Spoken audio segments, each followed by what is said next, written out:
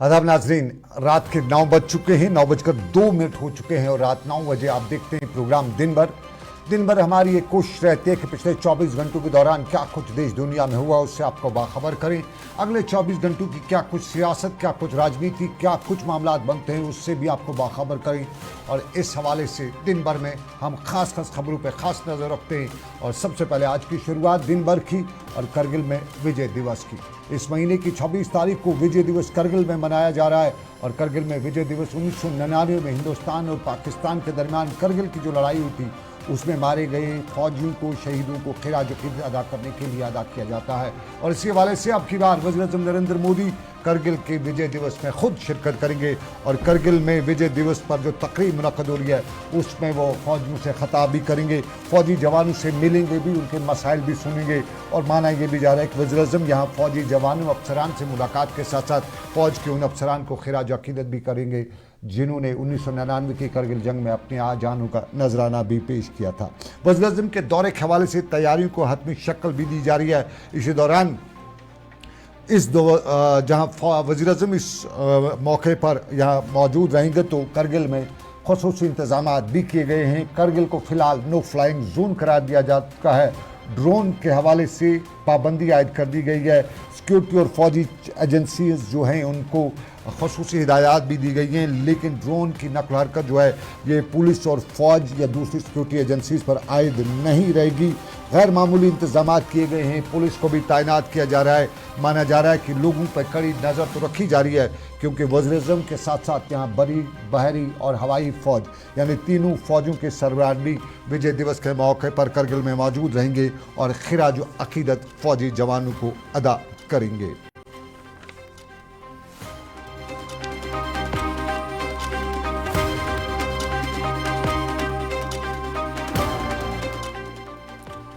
दो 2019 के बाद जब करगिल जम्मू कश्मीर से अलग हुआ था उसके बाद वज़ीर-ए-आज़म का ये करगिल का पहला दौरा भी है।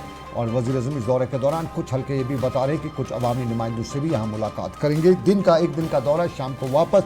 लेकिन हम कल शाम की बात करें, कल शाम सरहदी ज़िला कुपवाड़ा की वादी लूलाब के तुरमखन के इलाके में एनकाउंटर की खबर आई और उस दौरान बताया गया कि फ़ौज को इलाके में मुश्तबा अफराद के हवाले से जानकारी मिली और उसी के बाद इलाके में कोऑर्डिनेट सर्च ऑपरेशन किया गया जिस दौरान आमना सामना हुआ, गोलियां चली और गोलियों के इस तबादले में फ़ौज ने अपने ट्वीट में बताया कि एक मिलिटेंट मारा गया जबकि इस कार्रवाई में फ़ौज का एक NOC भी ज़ख्मी हुआ। बाद में खबरें मिली कि मज़कूर NOC भी ज़ख्मों की ताब न लाते हुए मारा गया।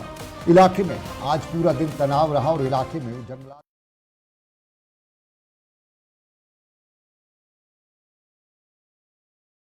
फौज के साथ साथ यहाँ पे बड़ी तादाद में जो है सिचुएशन जो है उस पर नज़र रखे हुए थे।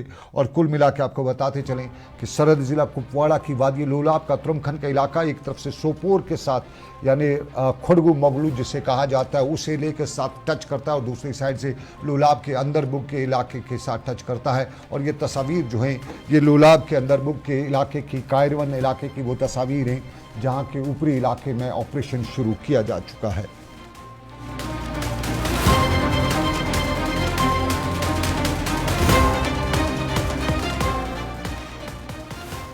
थोड़ी सी तफसील आपको दिल्ली की भी बताते चलें। कल निर्मला सीतारमण ने बजट पेश किया। इस सरकार का उनका पहला बजट था और इस बजट के हवाले से कल शाम को जो इब्तदाई तौर पर बताया गया था कि इस बजट में ख़वातीन का खास ख्याल रखा गया है, लेकिन आज इस बजट के हवाले से अपोजिशन से लेकर कई दूसरे हलकों ने शदीद तनकीद का निशाना इसको बनाया। और इंडिया अलायंस के तो लोगों ने आज एहतजाज भी किया। पार्लियामेंट के अंदर, राज्यसभा के अंदर मल्लिकार्जुन खड़गे की सरबराही में वॉकआउट भी किया गया तो पार्लियामेंट के बाहर राहुल गांधी से लेकर सोनिया गांधी ने खड़ा होकर इस पर एहतजाज किया। और आज इल्ज़ाम यही लगाया गया कि अगर इस बजट में कुछ है तो आंध्र प्रदेश की स्टेट के लिए है और अगर कुछ है तो बिहार की स्टेट के लिए है। बताया गया कि बिहार और आंध्र प्रदेश जो बैसाखिया की दो टांगे हैं, जो चार टांगे कुर्सी की होती हैं, इक़्तिदार की चार टांगों में से ये दो टांगे जो हैं बिहार और आंध्र प्रदेश के साथ जुड़ी है क्योंकि तमिलनाडु से आंध्र प्रदेश से जो है वहाँ पे कांग्रेस को, बीजेपी को सपोर्ट मिल रहा है सरकार के लिए और बिहार से दुनिया जानती है कि नीतीश कुमार सपोर्ट करे। तो अगर इन दो के लिए कुछ अच्छा इस बजट में नहीं होता तो शायद वो कुर्सी की खींच लेते। तो यूँ सरकार बचाने के लिए कांग्रेस का इल्ज़ाम है कि ये बजट जो है पेश किया गया। बिहार और आंध्र प्रदेश को इस बजट पे रखा गया है। आम मुल्क में कुछ नहीं किया गया है, किसी दूसरी रियासतों सबको नज़रअंदाज किया गया है और नज़रअंदाज करते हुए ना नई एम्प्लॉयमेंट के हवाले से कुछ किया गया है, न जनरेशन के हवाले से कुछ किया गया है। ये कांग्रेस का इल्ज़ाम था। ताम निर्मला सीतारमण ने बताया कि बजट में किसी रियासत को नज़रअंदाज नहीं किया गया है। अपोजिशन के लोग जो हैं वो जानबूझकर इस हवाले से आवाम को गुमराह कर रहे हैं। ये बजट की बात। लेकिन इस बजट पे जम्मू कश्मीर में भी रद्द-ए-अमल आया है। आज जम्मू कश्मीर के लेफ्टिनेंट गवर्नर मनोज सिन्हा ने श्रीनगर में एक तकरीब के बाद मीडिया से बात करते हुए बताया, मनोज सिन्हा ने बताया कि जम्मू कश्मीर से लेकर मुल्क तक के बजट जो है एक नई मंजिल भी पूरी करेगा। वो श्रीनगर में थे और श्रीनगर में आज उन्होंने अक्टूबर के महीने में बैनुल-अक़वामी मैराथन रोड का इनेकाद करने का भी बताते हुए बताया कि कश्मीर के सियासी शोबे को फ़रोग़ देने में मैराथन का एक अहम रोल है और ये सियासत के लिए भी मौसर सयाहत के लिए भी मौसर साबित होगा। श्रीनगर के इंटरनेशनल कम्युनिकेशन सेंटर में मुनक़्क़द तकरीब पर तकरीर करते हुए मनोज सिन्हा ने बताया कि पिछले कई सालों से हम जम्मू कश्मीर में मैराथन दौड़ का इनेकाद तो कर रहे हैं और ये तरीक़ाकार जम्मू कश्मीर की सयाहत के लिए और वादी कश्मीर की सैर व तफरीह के लिए बड़ा ही कारगर साबित हो रहा है। उन्होंने कहा कि 20 अक्टूबर 2024 को ये तारीख़ी दिन मुनक़्क़द किया जाएगा और इस सिलसिले में उन्होंने बताया कि मुल्की और गैर मुल्की अफराद भी इसमें शिरकत करेंगे और ये जम्मू कश्मीर के लिए एक फ़ख्र की बात भी होगी। जम्मू कश्मीर के चीफ सेक्रेटरी और उनके साथ साथ जम्मू कश्मीर की दूसरी बड़ी शख्सियात के साथ मनोज सिन्हा ने यहाँ बताया कि जम्मू कश्मीर और बैरून मुल्क में ये दौड़ जो है एक नाम मुकाम बनाएगी जम्मू कश्मीर का।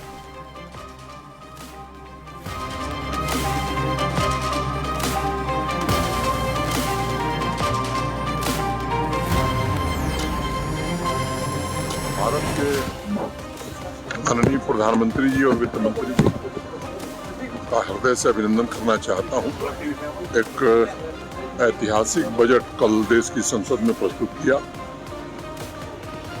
और मुझे लगता है कि विकसित भारत की मजबूत बुनियाद ये बजट रखेगा और विकसित भारत की मजबूत पार्टिसिपेट करते थे अब वो संख्या बढ़कर 50 लाख से ऊपर हो। हर दिन खेल, सबके लिए खेल, अनेक इस तरह के आयोजन पिछले 3-4 वर्षों से हो रहे हैं और मैं आभारी हूँ भारत के माननीय प्रधानमंत्री जी का, जिन्होंने यहाँ के स्पोर्ट्स इंफ्रास्ट्रक्चर को बेहतर बनाने के लिए, अंतर्राष्ट्रीय स्तर का बनाने के लिए मुक्त हस्त से फंडिंग की पीएमडीपी के अंतर्गत, जिसके कारण आज हर जिले में हमारे पास केवल आउटडोर और इंडोर स्टेडियम नहीं है, बल्कि मुझे लगता है कि देश में अकेला स्थान है जम्मू कश्मीर जहां जो मिलने आता है गांव में भी कहता है साहब यहाँ स्टेडियम बनवानी। देश के किसी दूसरे स्टेट में आप इस तरह का सोच भी नहीं सकते। अभी आज सुबह मुझे बादीपुरा के कुछ नौजवान आए थे, वो ट्राइब थे बेचारे आदिवासी, उन्होंने कहा साहब हमारे गांव में एक स्टेडियम बड़ा जरूरी है, जल्दी बनवानी। ये जो भावना जागृत हुई है, मैं समझता हूँ ये इस बात का द्योतक है कि स्पोर्ट्स में लोगों की रुचि बढ़ी है, पार्टिसिपेशन बढ़ा है और जैसा भटनागर साहब ने कहा राष्ट्रीय स्तर पर और अंतर्राष्ट्रीय स्तर पर हमारे नौजवानों ने और विशेष रूप से हमारी बच्चियों ने एक अलग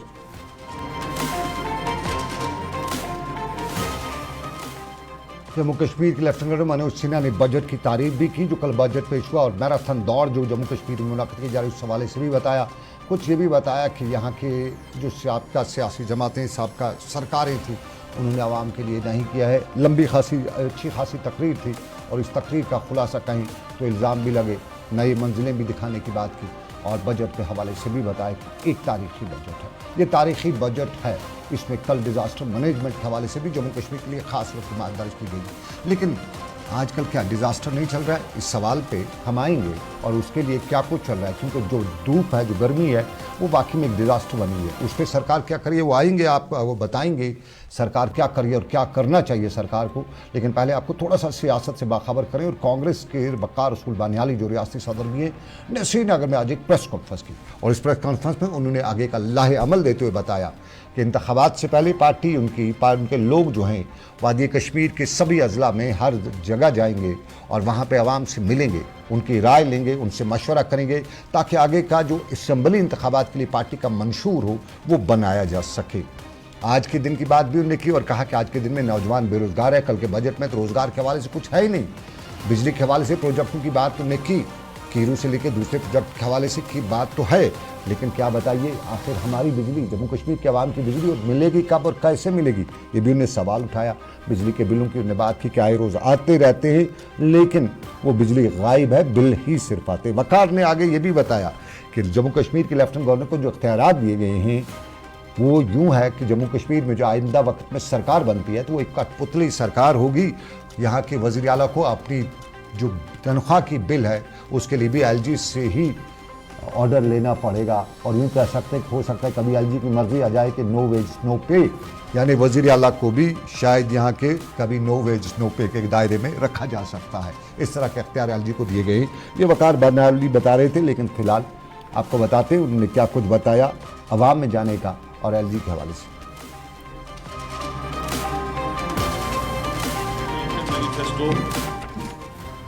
और गारंटी जो कांग्रेस पार्टी जम्मू कश्मीर के लोगों को बिफोर इलेक्शन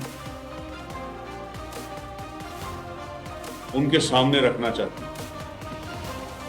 पूरे कश्मीर के 10 के 10 डिस्ट्रिक्टों में हमारी टीमें जाएंगी, कांग्रेस पार्टी के लोग जाएंगे और कांग्रेस पार्टी के लोग 10 के 10 डिस्ट्रिक्टों में जाके लोगों से पूछेंगे कि आपके इश्यूज क्या हैं, आपके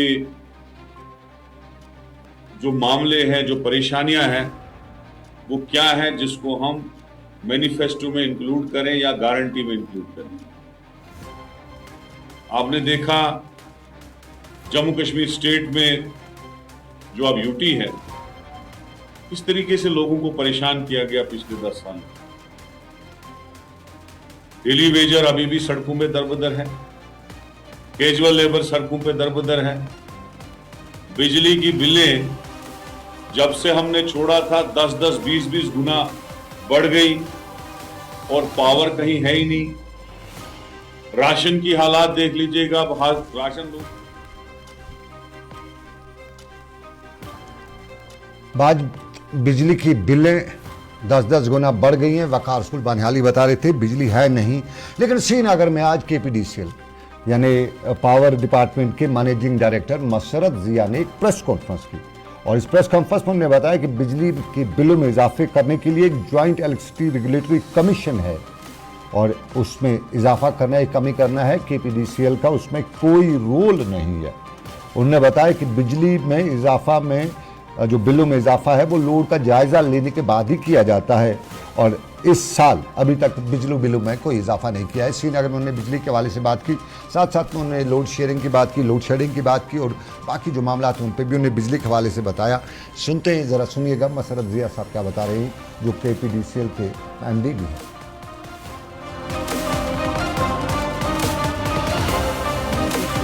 Press conference to clarify certain press releases and statements that have appeared in the media of late. जैसा कि आपको पता है कि आम तौर पे हेडलाइन लगाई जाती है कि कहीं प्रोटेस्ट हुआ है against tariff hike. So primarily this press conference is to clear air कि there is no tariff hike which has been effected in the current financial year or KPDCL is not empowered to announce और order any tariff hike. जो tariff hike होती है उसके लिए हमारा joint electricity regulatory commission होता है, UT of Ladakh and JNK जो टैरिफ हाइक करता है। Basically this is a load revision exercise of the agreemented sanctioned load of the consumers in flat rated areas. Majority of the reports जो आती हैं ये उन एरिया से आती हैं जहां पर हमारे फ्लैट रेटेड कंज्यूमर्स होते हैं and as per supply code and under the electricity act जब हमारी केपीडीसीएल की टीम्स इंस्पेक्शंस और असेसमेंट्स के लिए जाते हैं तो वहां पर लोड रिवीजन होता है और उस लोड रिवीजन को हम बड़े कैलिब्रेटेड मैनर में करते हैं और टैरिफ हाइक जो है उसके साथ उसको कंफ्यूज किया जाता है. So one thing that I want to make absolutely clear is that KPDCL is not authorised to order any tariff hike और करंट फाइनेंशियल ईयर में भी कोई टैरिफ हाइक नहीं हुई है. ओनली जो फ्लैट रेटेड एरियाज हैं. And also I would like to add कि KPDCL में टोटल 11.8 लाख कंज्यूमर्स हैं, जिसमें से 9.81 लाख कंज्यूमर्स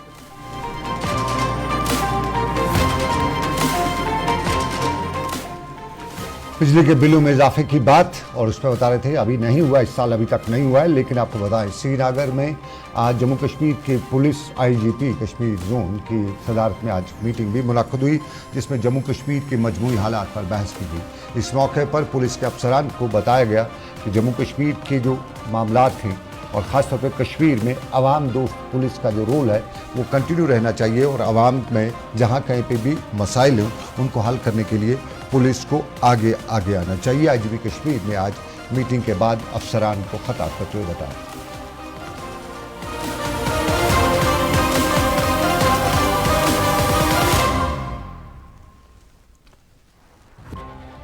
अवाम और सरकार के बीच में एतमाद बढ़ाने और उनके दरमियान जो दूरियां हैं उनको कम करने के हवाले से सरकार के कई इकदाम हैं, और इनमें एक ब्लॉक दिवस भी है. और इस ब्लॉक दिवस के दौरान मुख्तलिफ प्रोग्राम भी रखे जाते हैं, कहीं के स्टॉल भी रखे जाते हैं, लोगों को इन ब्लॉक दिवस में बुलाया जाता है, उनके मामलात सुने जाते हैं, मसाइल सुने जाते हैं, गिले शिकवे हों उन्हें भी दूर करने की कोशिश की जाती है. तो यही मामला आज बनिहाल रामबन के इलाके में था. ऊपरी इलाके में चमलवास, बहुत दूर का इलाका, पहाड़ी इलाका, और वहाँ तक इंतज़ामिया बहुत कम पहुँच पाती है. और यहाँ भी आज इंतज़ामिया यानी जिला तरक्याती कोष्ठ बारामूला माफी रामबन बसीर लाख पहुँच चुकी थी. एक पौधा लगा के इलाके में उन्होंने इसकी शुरुआत तो की, और ये भी बताया कि पौधा जो है इस बात की निशानदेही है कि हमारे यहाँ एनवायरनमेंट पर हमें सबको जोर देना है. लेकिन साथ साथ में अवामी मसाइल सुनने की बात भी की गई, और अवामी मसाइल के दौरान गुफ्तगू शनीद भी हुई, आन प्रदान भी हुआ, और इंट्रैक्शन के दौरान लोगों ने एक दूसरे अपने अपने इलाके के मसाइल भी इंतज़ामिया को बताए. और ज़िला तरक्याती कमिश्नर ने बसीर लाख ने कुछ मसाइल मौके पर ही हल करने के अहकाम दिए, और कुछ के हवाले से बताया कि इसके लिए बाज़ाब्ता तौर पे कमेटी होती है, और वो कमेटी जो है फ्यूचर प्लान में बड़े प्रोजेक्ट्स होते हैं उनको आगे के हवाले से प्लान्स में रखा जाता है. ये रामबन में था, लेकिन बडगाम में भी आज ब्लॉक दिवस था, और ब्लॉक दिवस के हवाले से मुख्तलिफ मामलात जो इलाके के हैं वो ज़ेर बहस लाई गई. और ज़िला तरक्याती कमिश्नर बडगाम अक्षय लाबरू ने आज के ब्लॉक दिवस के दौरान लोगों के साथ बराह रास्त उनकी बात सुनी, उनके मसाइल सुने, और मसाइल सुनने के साथ आमतौर पे पानी बिजली सड़क की ही बात यहाँ पे देखने को मिली. और सड़क से लेकर पानी बिजली के मामले पर उन्होंने आवाम को यकीन दिलाया कि कोशिश करेंगे कि सभी मामलात तरजीह बुनियादों पर हल किए जा सकें.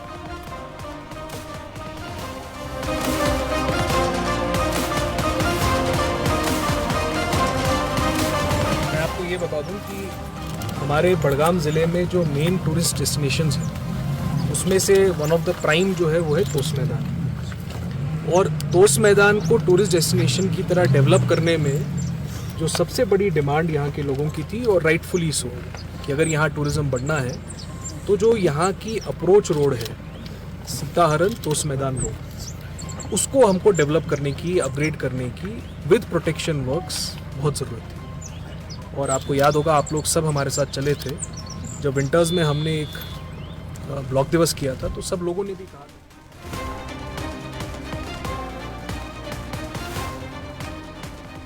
कल रात देर गए. आपको मालूम होगा नाजरीन, आपने सुना होगा, पढ़ा होगा, जम्मू कश्मीर इंतजामिया ने 4 मुलाजिम को नौकरी से बर्खास्त करने के अहकाम जारी किए. उनमें मुल्क दुश्मनी के साथ साथ मंशियात में मुलविस होने का इल्ज़ाम था. लेकिन हमारे पास मुसद्दका खतलात हैं कि 97 ऐसे और मुलाजमीन के नाम भी सरकार के फाइल में दर्ज हैं, जिनके हवाले से सरकार इकदाम उठा रही है, और इन पर भी मुल्क दुश्मनी के साथ साथ मंशियात में मुलविस होने का इल्ज़ाम है. बरज़राए हमें सिविल सेक्रेटरी श्रीनगर में आज बताया कि बहुत जल्द ही इन पर कार्रवाई हो रही है, और 15 अगस्त से पहले ही इन हवाले से हतमी कार्रवाई हो जाएगी. और जहाँ तहकीकात जारी है वहीं ये भी बताया जाता है कि कहीं शायद सरकार बख्शेगी नहीं, और इन 97 के 97 मुलाजमीन को नौकरी से बर्खास्त किया जाएगा. ये भी हमें खुद जराए ने बताया, और इनमें यह भी बताया गया कि इनमें जम्मू कश्मीर पुलिस के कुछ अहलकार भी शामिल हैं. लेकिन जब बात मुलाजिम की आ जाती है तो हमारे मुलाजिम जो हैं इनमें से जो लोग करप्ट लोग हैं उनका तो खुदा ही हाफिज है। कितनी भी सरकार की मार पड़ रही हो, कितना भी खुदा का कहर पड़ने वाला हो, ये करप्शन से जाते नहीं हैं। अभी ताज़ा अभी शाम गए की मिसाल लो, खन्मू श्रीनगर में सीनियर अकाउंट्स ऑफिसर को रिश्वत लेते हुए रंगे हाथों एसीबी ने पकड़ा है। और सीनियर अकाउंट्स ऑफिसर जो है सिडको कम्प्लेक्स खन्मू में जिसको पकड़ा उसका नाम मोहम्मद यासीन है और वो एक फाइल को पास करने के लिए 20,000 रुपये मांग रहा था। अब बात मोल तोल की हुई। अब करप्शन में बाज़ाब्ता तौर पर मोल तोल भी हमारे मुलाजमीन करते हैं। यूँ लगता है कि ख़ानदानी विरासत है उसकी बंदरबांट हो रही है। और मोल तोल के बाद मामला 15,000 पे अटका और 15,000 फाइनल होने के बाद ये बताया गया कि 15,000 दीजिए, हम आपकी फ़ाइल पास कर देंगे। लेकिन बंदा बड़ा काबिल था, सीधा एसीबी के पास गया, बताया कि भाई साहब ये है जी हमारे कौम का बदतरीन दुश्मन। और कौम के इस बदतरीन दुश्मन को एसीबी ने ऐसे दबोचा कि कम अज़ कम मुझे यकीन है कि ज़्यादा तो नहीं जाएगा क्योंकि हमारे कानून बड़े लोचे हैं, लेकिन फिर भी उसके ख़ानदान का शजर नसब तो मालूम हो ही गया। कल उसकी बेटी की कहीं शादी होगी तो कम से कम रिश्तेदारों को दूसरों को पता चलेगा कि इसका बाप जो है कल करप्शन में मुलविस होगा। कल उसके भाई के यहाँ कोई रिश्ता आएगा तो पता चलेगा कि भाई ये तो फलानी करप्ट आदमी का भाई है, बेटा है। तो कम से कम इतना तो आवाम में नंगा हो ही जाएगा। थोड़ा सा सरकार से एक और गुजारिश है। बारामूला में पटवारियों की आज ट्रांसफर एंड पोस्टिंग हुई और फरिश्त देखने के बाद हमारे कान क्या हमारा दिमाग भी 7 चक्कर खा गया, क्योंकि ऐसे पटवारियों को भी हमने देखा जिन पे एसीबी में केसेस चल रही हैं, लेकिन उनको प्रमोट किया गया, पटवारी को गिरदावर बनाया गया है, कानून को बनाया गया, कुछ और बनाया गया। कहीं सरकार के इस कायदे में कोई कानून है कि जिस आदमी को रिश्वत के मुल्ज़ाम में एसीबी क्राइम में केसेस दर्ज है उसको क्या प्रमोशन मिलती है, प्राइज पोस्टिंग मिलती है? बहुत से नाम देखने के बाद हमें ऐसा लगा कि हमारे यहाँ करप्शन जो है ये सिस्टम में बहुत अंदर गया है। सिस्टम के कुछ बड़े हिस्से इसके अंदर हैं। हम यूं ही बात इस पे करते हैं, शायद ये कभी ख़त्म नहीं होने वाला है, क्योंकि 10-20 दिन ये 5-6 दिन जाएगा एसीबी की अदालत में, वहाँ पे एसीबी के उस थाने में जाएगा, वहाँ 5-6 दिन रहेगा, उसके बाद आराम से बाहर आएगा, फिर टाई सूट पहन के बाहर निकलेगा, दफ्तर वापस जाएगा, वहाँ पे फिर उसी कुर्सी पे बैठ के या बड़ी कुर्सी पे बैठ के दोबारा से रिश्वत खाना शुरू करेगा। तो एक सोच आ जाती है कभी कभी कि वाकई में हमारे यहाँ ये करप्शन ख़त्म नहीं होने वाला है, क्योंकि इसके ऊपर भी कोई बड़ा मगरमच्छ बैठा हुआ है जो इस करप्शन को हवा दे रहा है, बढ़ावा दे रहा है। वरना कभी कभी दिल बड़ा खुश होता है कि एसीबी ने बड़ा काम कर दिया, आज ही बड़ा मगरमच्छ पकड़ा गया। जिस तरह आज के हवाले से हम बड़े दावे से कहते हैं कि एसीबी ने बड़ा काम किया, लेकिन यकीन जानिए 10-15 दिन के बाद ये दोबारा अपनी कुर्सी पे होगा। यूँ कह सकते हैं बड़ी कुर्सी पे शायद कहीं ना हो, क्योंकि ऐसे लोगों को सरकार जो है, सरकार के कुछ मगरमच्छ जो है वो आगे बढ़ाते रहते हैं। बारामूला के पटवारी की मिसाल मैंने दी जो आज ही कल शाम को ही जारी हुई है, और उसमें बड़े नाम जो हमने देखे जिनके खिलाफ एसीबी में कार्रवाइयाँ चल रही है। अब एसीबी में क्यों है क्राइम, उनके खिलाफ क्यों कार्रवाइयाँ हैं, एक के बारे में तो मुझे पक्का मालूम है कि उसने 200 लोगों की ज़मीनी, 200 यतीमों की तकरीबन ज़मीनें जो हैं उसमें कलमजनी की है, हेरा फेरी की, और मैं उसको अच्छी तरह से जानता हूँ। लेकिन ओवरऑल ये हमारा सिस्टम है, इस पर हम बात तो कर सकते हैं, बात करते करते कभी हमें भुगतना भी पड़ता है, क्योंकि उसके बाद वो अपनी खुंदक हमें अपने आसपास ही निकाल देते हैं। लेकिन नाज़रीन बताते चले, डिज़ास्टर मैनेजमेंट के हवाले से हमने कल बात की, हमने बताया कि अभी कुछ देर पहले बात की, और हमने बताया कि कल बाज़ाब्ता तौर पर बजट में डिज़ास्टर मैनेजमेंट के हवाले से बड़ी रुकबात दी गई है। लेकिन उसके बाद ज़मीनी सतह पे क्या सूरत हाल है, ब्रेक के बाद बताएंगे। एक छोटा सा तजारती वक्फा, ब्रेक के बाद बताएंगे डिज़ास्टर के हवाले से क्या हाल अहवाल है कश्मीर का। Now Fiji stock of chili one by one by hand makes Atfar chili most refined. Turmeric is hand picked. Every aroma of fennel is preserved. The intense sorting and cleaning makes the Atfar spices the best. Atfar spices keep your family away from any kind of adulteration, and we make sure your health is important for us. Fill your kitchen with Atfar spices and keep your family in best health and taste. Kashmir की वादियां और भी खूबसूरत लगती हैं जब हाथों में होता है प्याला ब्लैक मस्ती चाय का। ताजगी ऐसी कि हर लबों पे मुस्कान लाए, कड़क इतनी कि हर सुबह बेहतर नहीं बेहतरीन हो जाए। कश्मीर के असली चाय के दीवाने पीते हैं सिर्फ ब्लैक मस्ती चाय, आप भी पीजिए। जो लाए तेजपन हर एक निवाले में, और मिर्च जो बनता है लज्जत के विश्वास और प्यार से। लज्जत का रेड चिली पाउडर जो लाए हर जायके में एक गजब सा तीखापन और बढ़ाए खाने का स्वाद दुगना। आज ही ले आइए लज्जत का रेड चिली पाउडर।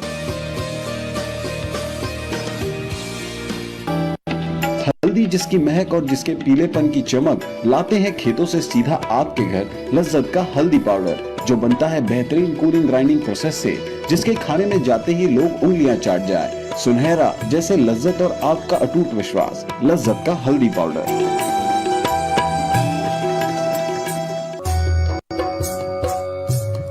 मटन तो है सबकी फेवरेट, और यही मटन जब बनती है लज्जत के मीट मसाला के साथ, तो मीट का स्वाद लगे जायकेदार हर बार और बढ़ाए लज्जत से आपका प्यार।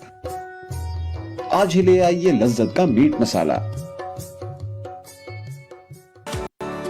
बाथरूम की पाइप हो तो परेशानी, किचन की पाइप ब्लॉक हो तो परेशानी, ड्रेन भराई हो तो परेशानी, लेकिन अब हर परेशानी को करें बाय बाय। श्योरेट का ड्रेन क्लीनर अपने घर लाएं, जो करे बाथरूम, किचन और ड्रेन की पूरी सफाई और दे आपको हर परेशानी से बड़ी राहत। श्योरेट drain cleaner, surety for super hygiene. और नाजरीन, आज का दर्जा रात आपको बताएं ब्रेक के बाद। बहुत खुश आमदीद आपका, दिन भर देख रहे हैं और दिन भर आप तक पहुंचाने में हमारे साथ ताउन करें लज्जत मसाले। और आपको बताएं आज का दर्जा हरारत 35.6 डिग्री रिकॉर्ड किया गया। औसतन 5 डिग्री जो है औसत से ये ज़्यादा आज रिकॉर्ड किया गया है। 35.6 यानी पसीने के परखच्चे उठ रहे हैं, और इस पसीने के परखच्चों से बचने के लिए बच्चे ही काम कर पाते हैं। बच्चे ही नदी नालों में कहीं नहाते हैं, किसी तरह से बचते हैं। लेकिन आमतौर पे अक्सर बच्चे जो स्कूलों में हैं, उस हवाले से जहाँ सरकार ने, महकमे तालीम ने सुबह का सेशन रखा है, लेकिन बहुत से वालिदैन ने बताया कि 12 बजे के बाद ही गर्मी शुरू होती है, तो ये सुबह से 8 से 12 तक का जो सेशन है यही बेहतर रहता। कुछ वालिदैन ने बताया कि भाई सुबह 8 बजे कहाँ बच्चों को निकालें, कैसे तैयार करें, लेकिन कुछ पाने के लिए कुछ खोना पड़ता है। उन वालिदैन को बता दें कि सुबह 8 बजे अगर आपको थोड़ा जल्दी उठना पड़ता है, कोई बात नहीं, शाम को बच्चों को जल्दी सुला दीजिएगा, सुबह जल्दी उठ ही जाएंगे, आप भी उठेंगे, सुबह फजर की नमाज़ पढ़िएगा तो फ़ायदा ही फ़ायदा है। एक तीर से 2 शिकार आपके हो ही जाएंगे। लेकिन महकमा मौसमियात बताता है कि 29 जुलाई तक रहमत बारिश की कोई ख़ास इम्कानात नहीं है। कुछ ठंडी हवा चलेगी, लेकिन वो काम की नहीं होगी। लेकिन काम की नहीं होने के बाद हमारे जो नदी नाले हैं उनमें पानी कम हुआ है। तो सबसे बड़ी मुसीबत हमारी जो एग्रीकल्चर सेक्टर पे है, जो हमारी पनीरी है, जो हमारे बागात हैं, जहाँ पानी नहीं मिल सका है, उसके लिए सबसे बड़ी मुसीबत है। तो यूं एक अंदाज़ा है कि जहां सरकार हमारी कहती थी, हमारा एग्रीकल्चर डिपार्टमेंट जो तखमीमा लगाए हुए था कि इस साल हमारे पास बम्पर प्रोडक्शन होगी, उस बम्पर का तो डंपर ही बैठ गया है। कह सकते हैं कि जब पानी नहीं तो कहाँ पनीरी उगेगी, कहाँ शाली होगी, कहाँ दान होगी, कहाँ मक्की होगी, कहाँ हमारे सेब के बाग का जो सेब है उसमें कहाँ अंदर से वो रस होगा, क्योंकि पानी नहीं तो जिंदगी। तो इसी सब के बीच में सरकार का डिजास्टर मैनेजमेंट होता है। क्या ये डिजास्टर नहीं है? सरकार इसके लिए किसानों को मदद इस वक्त नहीं कर सकती है। पानी के हवाले से पंप्स नहीं लाए जा सकते ताकि लोगों को सैराब किया जा सके। क्या सरकार इस वक्त मदद के नहीं आ सकती है? क्या यूं कहीं आग लगने के बाद हमारी सरकार कुआं खोदेगी, बाद में आएगी, आग लगी, हमारे डिजास्टर सब कुछ हुआ होगा, और उसके बाद सरकार सामने आएगी और थोड़ा सा रिलीफ दे देगी? सरकार से कोई भीख नहीं मांग रहा है। सरकार वेलफेयर स्टेट में जिम्मेदार होती है, और वेलफेयर स्टेट जो हमें स्कूल में पढ़ाया गया है, हमें कॉलेज में पढ़ाया गया है, उसमें सरकार की ये पहली ड्यूटी है कि जैसे ही कोई मुसीबत आने वाली है उससे पहले अपने आप को तैयार करे। तो आ चुकी है मुसीबत, तो इस मुसीबत में सरकार को डिजास्टर से बाहर आके सामने आना पड़ेगा, और इस डिजास्टर से निकालने के लिए इकदाम उठाने पड़ेंगे। इस वक्त मोटर पंप्स को खरीदा जा सकता है, नदी नालों पे लगाया जा सकता है, लोगों के बागात की सिंचाई उससे कराई जा सकती है। इस वक्त बिजली, पेट्रोल, डीजल सब इस्तेमाल किया जा सकता है, क्योंकि अगर अन्न है तो जान है। यानी अगर दाना हमारे खेत से निकलेगा तो तभी हम आगे चल पाएंगे। तो आम लोगों से लेकर सरकार तक की गुजारिश कि अक्सर लोग हमसे ये बात करते हैं, कहते हैं सरकार तक बात पहुँचाई जाए, तो हम वसीला बनते हुए सरकार तक ये बात पहुँचाते इस उम्मीद के साथ कि डिजास्टर आ चुका है, बाद में क्या देखना। अगर पहले पे ही मरहम लगाई जाए तो ये जख्म जो है नासूर नहीं बन सकता है। तो कोशिश सरकार तक की बात पहुंचाने की, और इस बात में शायद हम लोग कहते हैं दम भी है, अगर सरकार तक बात पहुंच जाएगी। और नाजरीन, आपको बताते चलें, मरहूम टाग ज़ैनगिरी का नाम सबने सुना होगा। जब भी कश्मीर में किसी यतीम का नाम लिया जाता है तो मरहूम टाग ज़ैनगिरी का नाम याद आ जाता है। और टाग ज़ैनगिरी की आज यौम विसाल पर बडगाम में एक खसूसी तकरीब का एहतमाम किया गया था और चाडूरक बडगाम में उनकी इस मुनक़्क़द तकरीब पर ज़िंदगी से ताल्लुक़ रखने वाले मुख्तलिफ शोबों से जो अफराद हैं उन्हें खिराज अकीदत पेश करने के लिए जमा हुए थे। और आमतौर पर यही बताया जाता है कि जब जम्मू कश्मीर में यतीमों की देख रेख के लिए किसी को याद किया जाएगा तो मरहूम टाग ज़ैनगिरी का नाम सुनहरी हरूफ में लिखा जाता है। ज़िंदगी की मुख्तलिफ शोबे से ताल्लुक़ रखने वाले अफराद की आज यहाँ हौसला अफजाई भी की गई और हमारे नुमाइंदे जाहिद मलिक खसूसी तौर पर खसूसी नुमाइंदे हमारे, उन्हें भी आज इस यहाँ तकरीब के दौरान अवार्ड से नवाजा गया। हमारी दुआएं, हमारी शुभकामनाएं जाहिद के साथ हैं और जाहिद जिस तरह से हमारे लिए काम करते हैं काबिल तारीफ भी है। और आज के दिन पे जहाँ मरहूम टाग ज़ैनगिरी को याद किया गया, उनकी खिदमात को याद किया गया, वहीं कुछ लोग हम ये भी कह सकते हैं कि काश मेरी सोसाइटी का, मेरे मुआशरे का, मेरे अकीदे का, मेरे कबीले का हर शख्स टाग ज़ैनगिरी की तरह दर्द दिल रखने वाला हो।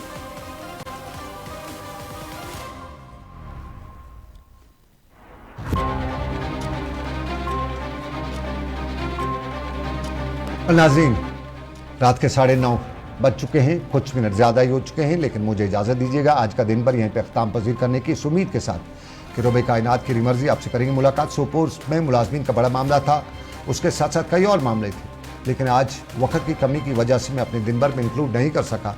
इंशाल्लाह कोशिश रही कल उसमें बात करेंगे, लेकिन आज के दिन भर से इतना ही। रखिए अपना ख्याल। अल्लाह हाफिज़।